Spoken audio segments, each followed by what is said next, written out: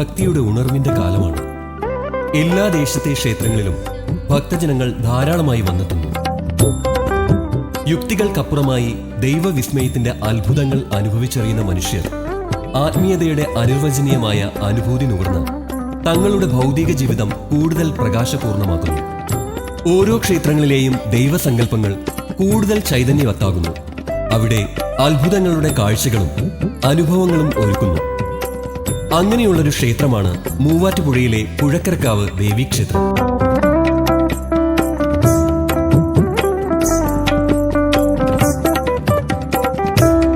മൂവാറ്റുപുഴയിൽ നിന്നും ഏകദേശം 1 കിലോമീറ്റർ ദൂരെ തെക്ക് കിഴക്കായി കോതയാറും കാളിയാറും തൊടുപുഴയാറും കൂടിച്ചേരുന്ന ത്രിവേണി സംഗമത്തിന്റെ കരയിലാണ് പുഴക്കരക്കാവ് ദേവീക്ഷേത്രം നിലകൊള്ളുന്നത്.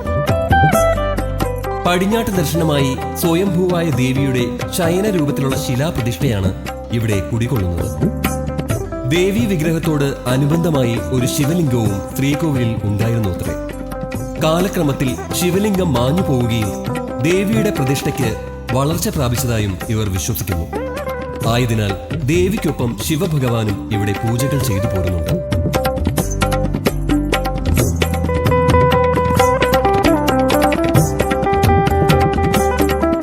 ഒരു കാലത്ത് തൊടുപുഴ, മീനച്ചിൽ, കുന്നത്തുനാട്, മൂവാറ്റുപുഴ, കോതമംഗലം എന്നീ താലൂക്കുകളിലെ ഏക ദേവീക്ഷേത്രമായിരുന്നു പുഴക്കരക്കാവ്.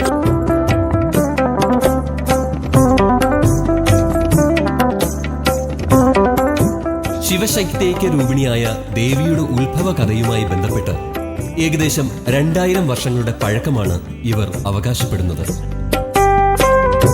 പുരാതന കാലത്ത് ആദിവാസികളുടെ ആരാധനാമൂർത്തിയായിരുന്നു അത്രേ പുഴക്കരക്കാവിലമ്മ. അവരായിരുന്നു ഇവിടുത്തെ പൂജകൾ കഴിച്ചുകൊണ്ടിരുന്നത്. കാലക്രമത്തിൽ അവർ ഉൾക്കാടുകളിലേക്ക് നിഷ്ക്രമിക്കുകയും ഈ പ്രദേശങ്ങളിലെല്ലാം നാട്ടുവാസികൾ അധിവാസമുറപ്പിക്കുകയുമാണുണ്ടായത്. പിന്നീട് കാലങ്ങൾക്ക് ശേഷം ഇവിടെ പുല്ലരിയാൻ വന്ന ഒരു സ്ത്രീ അരിവാളിന് മൂർച്ച കൂട്ടാൻ വേണ്ടി കല്ലിൽ രാഗിയപ്പോൾ രക്തമൊഴുകുകയും ഇത് കണ്ട് ഭയന്ന് നിലവിളിച്ച് നാട്ടുകാരെ കൂട്ടുകയും ചെയ്തു അത്രേ. തുടർന്ന് സ്ഥലത്തിന്റെ ഉടമയായ തെങ്കോടത്ത് മനയിലെ നമ്പൂതിരിയും നാട്ടുകാരും ചേർന്ന് പ്രശ്നം വച്ച് നോക്കുകയും ഇവിടെ ദേവിയുടെ സാന്നിധ്യം ഉണ്ടായതായി തെളിയുകയും ചെയ്തു അത്രേ. ഉടൻ തന്നെ കരിങ്കൽ പാളികൾ ഉപയോഗിച്ച് ശ്രീകോവിൽ നിർമ്മിച്ച് പൂജാതി കർമ്മങ്ങൾ ആരംഭിക്കുകയും ചെയ്തു. വെയിലും മഴയും മഞ്ഞും ഏൽക്കത്തക്ക വിധത്തിൽ ശ്രീകോവിലിന്റെ മുകൾ ഭാഗം തുറന്നിട്ടിരിക്കുന്നു. സ്വയംഭൂ പ്രതിഷ്ഠയ്ക്ക് ഇത്തരത്തിലുള്ള ശ്രീകോവിലാണ് ഉത്തമമെന്ന് വിശ്വസിക്കുന്നു. ഐശ്വര്യപ്രദായിനിയും അഭീഷ്ട വരദായിനിയുമായ പുഴക്കരക്കാവിലമ്മ ഭക്തജനങ്ങളുടെ കഷ്ടദുഃഖങ്ങൾ അറിഞ്ഞ് അവർക്ക് അനുഗ്രഹം ചൊരിഞ്ഞ് ത്രിവേണി സംഗമ തീരത്ത് പരിലസിക്കുന്നു. മൂവാറ്റുപുഴയിലെ ത്രിവേണി സംഗമ തീരത്ത് കുടികൊള്ളുന്ന ഭക്തവത്സലയായ ദേവിയുടെ ഉപദേവതകളായി നാലമ്പലത്തിനകത്ത് ശാസ്താവും ഗണപതിയും തിരുമുറ്റത്ത് വടക്ക് കിഴക്കേ മൂലയിൽ സർപ്പവും കൂടിയിരിക്കുന്നു. വടക്കൻ തിരുവിതാംകൂർ എന്ന് വിശേഷിപ്പിക്കുന്ന ഈ ഭൂവിഭാഗത്തിന് ചരിത്രത്തിന്റെ അവദാനങ്ങൾ ഏറെ പറയുവാനുണ്ട്. ചേര രാജാധിപത്യത്തിനു ശേഷം കൊച്ചു കൊച്ചു നാട്ടുരാജ്യങ്ങളായി തീർന്ന കേരളത്തിലെ വടക്കൻകൂർ രാജാക്കന്മാരുടെ അധീനതയിലായിരുന്നു അത്രേ പുഴക്കരക്കാവ് ഉൾപ്പെട്ട ദേശം. രാജാക്കന്മാർ ഭരണ സൗകര്യത്തിനായി നാടിന്റെ ഓരോ ഭാഗങ്ങളിലും ഇടപ്രഭുക്കന്മാർക്ക് അധികാരം കൊടുക്കുകയും അവർക്ക് കരമൊഴിവായി ധാരാളം വസ്തുവകകൾ ദാനം ചെയ്യുകയുമുണ്ടായി. അങ്ങനെ തെങ്കോടത്ത് മന, മരത്തുശ്ശേരി മന എന്നീ 2 ബ്രാഹ്മണ തറവാട്ടുകാർക്ക് മൂവാറ്റുപുഴ ഉൾപ്പെടുന്ന ദേശത്ത് ഏകദേശം 950 ഏക്കർ സ്ഥലം അധീനതയിൽ വന്നു ചേർന്നു. ഈ പ്രദേശങ്ങളിലുള്ള 18 ക്ഷേത്രങ്ങളുടെ ഉടമസ്ഥാവകാശം ഈ ബ്രാഹ്മണ തറവാടുകളിൽ നിക്ഷിപ്തമായിരുന്നു അത്രേ. ക്രമേണ ജന്മിത്വം അവസാനിക്കുകയും ഭൂപരിഷ്കരണത്തിന്റെ ഭാഗമായി വസ്തുവകകൾ നഷ്ടപ്പെടുകയും ചെയ്തതോടെ ഈ ക്ഷേത്രങ്ങളെല്ലാം നിത്യനിദാനത്തിന് വകയില്ലാതെ ക്ഷയിക്കുകയും ചെയ്തു. ഈ അവസരത്തിൽ നാട്ടുകാരായ ഭക്തജനങ്ങളുടെ ട്രസ്റ്റ് ഉണ്ടാക്കി ക്ഷേത്രഭരണം നമ്പൂതിരി തറവാടുകളിൽ നിന്നും ട്രസ്റ്റിന്റെ അധീനതയിൽ കൊണ്ടുവന്നു. ഭൂപ്രഭുക്കളായിരുന്ന തെങ്കോടത്ത് മനക്കാർക്ക് ഇന്ന് 45 സെന്റിന്റെ അവകാശമേ ഉള്ളൂ. അവരുടെ ബോധത്തിലെ ക്ഷേത്ര പുരാവൃത്തം വംശീയതയുമായി ബന്ധപ്പെട്ട് കിടക്കുന്നു. വടക്കൻ തിരുവിതാംകൂറിലെ മറ്റൊരു സവിശേഷതയാണ് അടുത്തടുത്ത് കാണുന്ന ഈ 2 ശിവക്ഷേത്രങ്ങൾ. വടക്കംകൂർ തെക്കംകൂർ രാജ്യങ്ങളുടെ അതിർത്തി പ്രദേശമായതിനാലാണ് ഈ 2 ശിവക്ഷേത്രങ്ങളും അടുത്തടുത്ത് വരാൻ കാരണമെന്നും ഇവർ പറയുന്നു.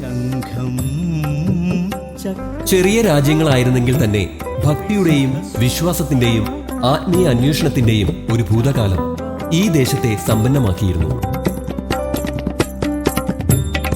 അതിന്റെ ഈടുവയ്പ്പുകളാണ് ഇന്ന് ഈ ദേശക്ഷേത്രങ്ങളിൽ കാണുന്ന പുരോഗതി.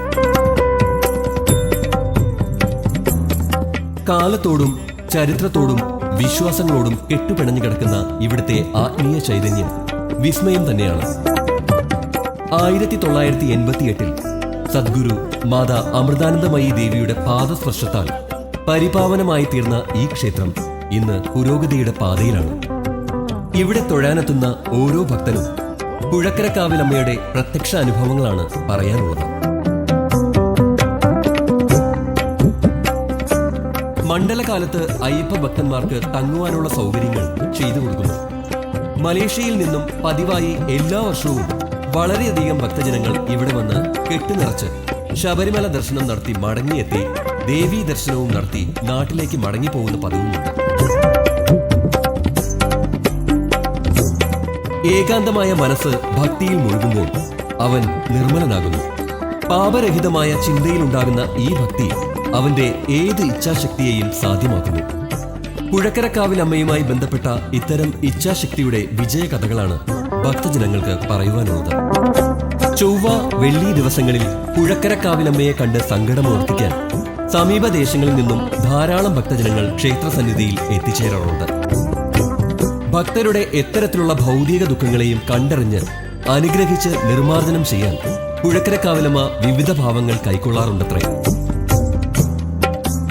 പതിവ് പുഷ്പാഞ്ജലി കൂടാതെ വിദ്യാമന്ത്രം, ഭാഗ്യസൂക്തം, ഐക്യമത്യം തുടങ്ങിയ പ്രത്യേക പുഷ്പാഞ്ജലികളും ഭക്തരുടെ ആവശ്യപ്രകാരം അഷ്ടദ്രവ്യ ഗണപതി ഹോമം, രുദ്രാഭിഷേകം, ചതുശത വഴിപാട് മുതലായവയും നടത്തിവരുന്നു. മണ്ഡലകാലത്തും ആവശ്യാനുസരണം 11 ആവർത്തി രുദ്രം ചൊല്ലി 11 ദ്രവ്യങ്ങളുടെ അഭിഷേകം നടത്തുന്ന പതിവുമുണ്ട്.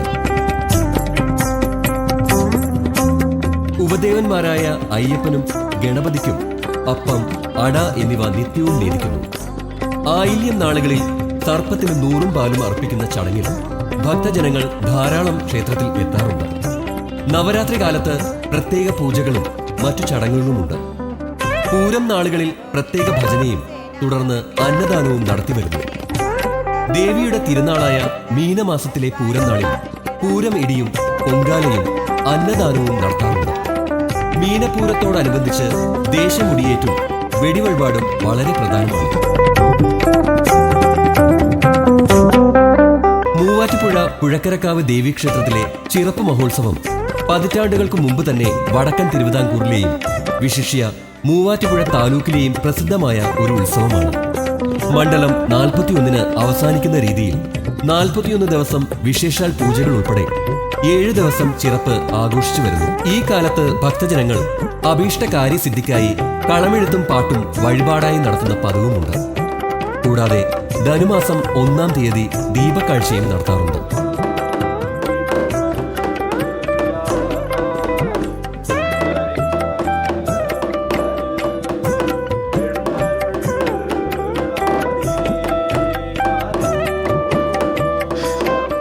ബ്രഹ്മശ്രീ കാവനാട് പരമേശ്വരൻ നമ്പൂതിരിയാണ് ഇവിടുത്തെ തന്ത്രിമുഖ്യൻ. 1976 ഭക്തജനങ്ങളുടെ കൂട്ടായ്മയിൽ ക്ഷേത്രോപാസക സമിതി രൂപീകരിക്കുകയും അതിൽ നിന്നും തിരഞ്ഞെടുക്കുന്ന 11 അംഗങ്ങൾ, അതായത് കൂരായ്മക്കാരായ തെങ്കോടത്ത് മനയിലെ ഒരംഗം കൂടി ഉൾപ്പെടുന്ന സമിതിയാണ് ക്ഷേത്രഭരണം നടത്തുന്നത്. ഭക്തജനങ്ങളുടെ ആവശ്യമനുസരിച്ച് ധാരാളം നിർമ്മാണ പ്രവർത്തനങ്ങൾ ഇവിടെ നടത്തിവരുന്നു.